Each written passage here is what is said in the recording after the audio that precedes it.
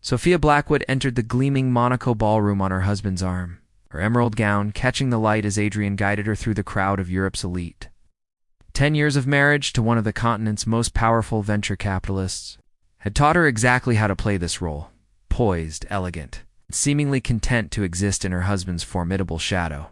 "There's Jean-Paul," Adrian whispered, his hand pressing against the small of her back. His investment could change everything for the Singapore expansion. She nodded, her practiced smile never faltering. "I'll charm him for you," she murmured. Though she noticed how Adrian's eyes had already drifted across the room to where Valentina, his executive assistant, stood in a crimson dress that left little to imagination. The affair had begun 6 months ago. Sophia had discovered it accidentally, a text message lighting up his phone while he showered, revealing words no wife should ever read. That night, alone in their Paris penthouse, she had sobbed until dawn broke over the Seine, but morning brought clarity and strategy. Adrian underestimated her. He always had. Behind her quiet demeanor was the mind that had once been the youngest financial analyst at Goldman Sachs before she'd given it up for him. He thought her docile, dependent. This miscalculation would be his undoing. "Darling," Adrian called. "Come. Meet Valentina's fiancé. This poor man works in commercial real estate in Milan. Been trying to break into luxury developments for years." Sophia approached, extending her hand to the unsuspecting man. "How wonderful to meet you," she said, noticing how Valentina's smile tightened. How Adrian's hand brushed against his assistant's bare back when he thought no one was looking. Later, that night in their hotel suite, Adrian made love to her with distracted urgency. "You were magnificent tonight," he told her afterward, his lie hanging between them. "I learned from the best," she replied, kissing his cheek. When his breathing deepened into sleep, Sophia slipped from bed and unlocked her private safe. Inside was a growing dossier of photographs, bank statements, recorded conversations, evidence of not just the affair, but of something far more damaging: Adrian's systematic theft from his own investors, the offshore accounts, the shell companies. "Patience," she whispered to herself, adding the information she'd gathered that evening from Jean-Paul. The perfect moment for revelation was approaching. She could feel it. And when it came, the world would understand that the greatest mistake Adrian Blackwood ever made was believing his wife was too weak to fight back. 3 months passed like a slow-burning fuse. Sophia maintained her facade with surgical precision. Devoted wife, elegant hostess, benign presence at Adrian's side during board meetings. She even befriended Valentina, suggesting lunch dates where she extracted information with casual questions that seemed born of naivete rather than calculation. Adrian mentioned some trouble with the Dubai investors. Sophia commented one afternoon over champagne at Valentina's favorite restaurant. He seemed stressed about the auditing process. Valentina, emboldened by what she perceived as Sophia's ignorance, leaned forward. "Between us, the auditors are asking too many questions. Adrian's redirecting funds through Cayman accounts to keep them from connecting the dots." "How clever of him," Sophia replied, her voice conveying nothing but admiration as she mentally catalogued another piece of evidence that night. She worked methodically in her private study room. Adrian rarely entered, assuming she spent hours there reading romance novels or managing household affairs. Instead, she built relationships with financial investigators, whistleblower attorneys, several of Adrian's competitors who had long suspected his methods were less than ethical. The locked door of her study concealed the architecture of Adrian's downfall. Wall-mounted screens tracked financial movements. Document boxes contained paper trails.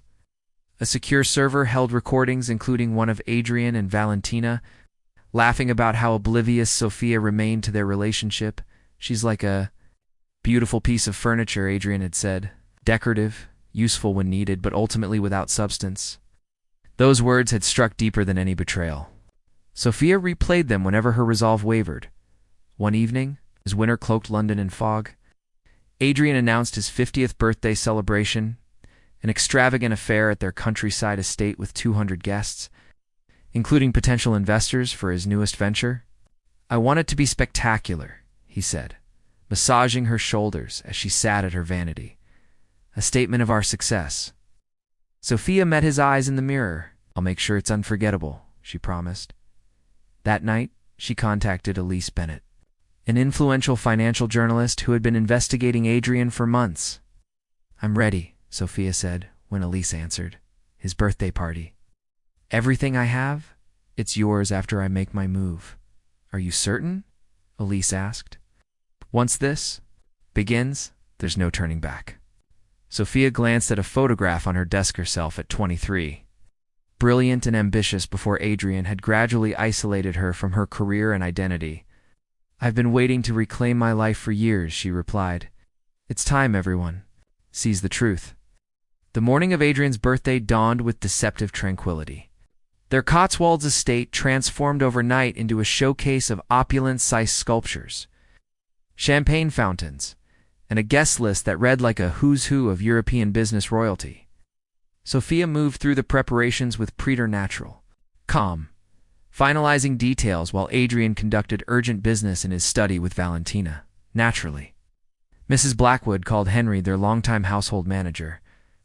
The tech team needs approval for the presentation setup. I'll handle it personally, she replied, slipping away to the ballroom where a massive screen had been installed for Adrian's tribute video. A montage of career highlights she'd supposedly assembled as a gift. Test the secondary input, she instructed the technician quietly, and confirm the security protocols we discussed. By late afternoon, guests began arriving. Sophia greeted them in a custom Dior gown of midnight blue, diamonds at her throat, the very ones Adrian had given her after their first anniversary, when his infidelities were just beginning.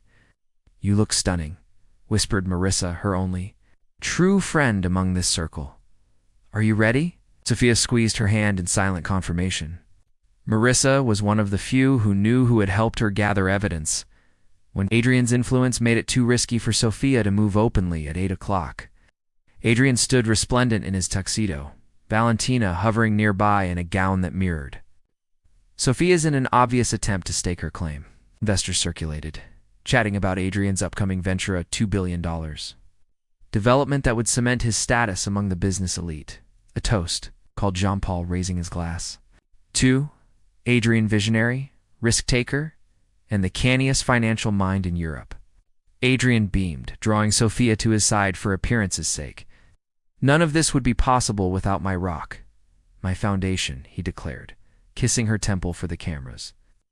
And of course, my tireless team, he added, eyes sliding to Valentina. Glasses clinked, music swelled. Sophia excused herself, ostensibly to prepare for her presentation, in the control room. She met with Bernard Klein, the financial regulator who had been building a case against Adrian for months. Everything is ready, he confirmed. Authorities are standing by. Are you absolutely certain about this public approach? Sophia checked her watch at 8:45. He built his empire on perception, she said quietly. It's fitting that. Perception destroys it. At precisely 9 o'clock, Sophia returned to the ballroom, requesting the microphone. The room quieted as she stood alone on the small stage, her husband watching with indulgent amusement. Tonight we celebrate not just a birthday, she began, her voice steady, but a revelation of truth. The lights dimmed. The screen illuminated, and Adrian Blackwood's carefully constructed world began to crumble. The ballroom plunged into stunned silence as the screen displayed irrefutable evidence of Adrian's crimes bank. Transfers to shell companies, emails discussing investor deception, and most damning, video recordings of Adrian himself outlining his fraudulent schemes to Valentina between intimate moments in his office, his home, even the yacht that Sophia had christened on their 5th anniversary. For years, Sophia continued, her voice cutting through the silence, Adrian has systematically defrauded investors while cultivating the image of financial brilliance. The Cayman accounts, the fabricated returns, the diverted funds all documented and verified. Adrian lunged toward the stage, face contorted in rage. Shut this down, he shouted to security, who remained motionless. They had been quietly replaced hours earlier with Bernard's team. My husband believed I was too naive too. Understand his business, Sophia continued, as photographers captured every moment of Adrian's unraveling. Too weak to challenge him, too broken to fight back, Valentina attempted to slip away, only to find her exit blocked by federal agents. Jean-Paul and other investors stood frozen in horror as their millions evaporated before their eyes. While he underestimated me, Sophia said, her voice gaining strength, I was building something of my own. With a gesture, the screen changed to display projection models for Athena Capitala, new investment firm structured with transparency at its core, focused on sustainable development projects across emerging markets. 30% of you in this room have already privately committed to backing this venture, she revealed, causing Adrian to scan the crowd with betrayal in his eyes. Not out of sympathy, but because the financial models are sound, the ethics uncompromised, and the leadership, she paused, finally worthy of your trust. Adrian reached the stage, grabbing her arm. You couldn't possibly understand what you've done, he hissed. Everything I built was built on lies, she finished, pulling away as Bernard approached with authorities, including our marriage.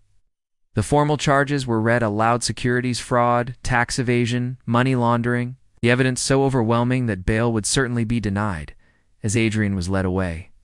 He looked back once at Sophia, disbelief still etched on his face. I gave you everything, he said, loud enough for those nearby to hear.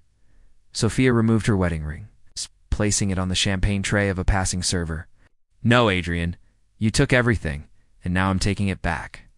Cameras flashed. Investors surrounded her, some angry, others impressed by her strategic brilliance.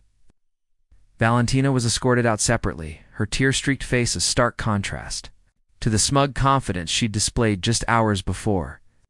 The documents outlining Adrian's fraud have been provided to authorities in 5 countries. Sophia announced to the remaining guests, complete records are being delivered to all affected. Investors, this isn't revenge, it's justice. As the ballroom slowly emptied, Marissa approached, gripping Sophia's hands. My God, she whispered. You've been planning this for 2 years, Sophia confirmed quietly. Since I found evidence of his first major fraud long before I discovered. Valentina was just the latest in a string of affairs. The empire Adrian Blackwood had built was collapsing by the minute, and from its ashes. Sophia was already rising, 6 months after the night that financial media dubbed the Blackwood Reckoning. Sophia stood at the window of Athena Capital's London headquarters, watching summer rain trace patterns on the glass. The view overlooked the Thames, deliberately chosen because Adrian had once told her the location was too expensive. Even for us. The Johannesburg contracts are finalized, announced Elise, now Athena's communications director. And the Financial Times profile runs tomorrow. Sophia nodded, turning from the window. Her office, designed in clean lines of sustainable materials, reflected the transparency that had become her business signature. Glass walls, open meeting spaces, and financial data displayed for all employees to see. How Are the recovery efforts? For the smaller investors? She asked, referring to those most devastated by Adrian's collapse. Ahead of schedule, the restitution fund has reached 80% of target. This mattered most to Sophia, making whole those who had trusted her husband, including former household staff whose retirement funds he had pilfered. While major institutions could absorb the losses, individuals like Henry had faced ruin, correcting. Those wrongs drove her forward on days when exhaustion threatened to overwhelm. A notification chimed on her tablet. Adrian's sentencing had been scheduled for the following month. 18 to 25 years was the expected range. Valentina had negotiated immunity for testimony, disappearing afterward to an unknown location. Will you attend? Elise asked gently. Sophia closed the notification. No. I've given my written statement to the court. The past deserves no more of my time. Later that afternoon, she met with Jean-Paul, now one of her strongest backers. Their sustainable housing initiative in Senegal had broken ground that morning, affordable homes built with innovative materials, creating local jobs while generating modest but ethical returns. You've accomplished more in 6 months than most do in a decade, he observed over coffee. I still don't understand why you waited so long to expose him. Sophia considered the question, one many had asked. Because surviving wasn't enough.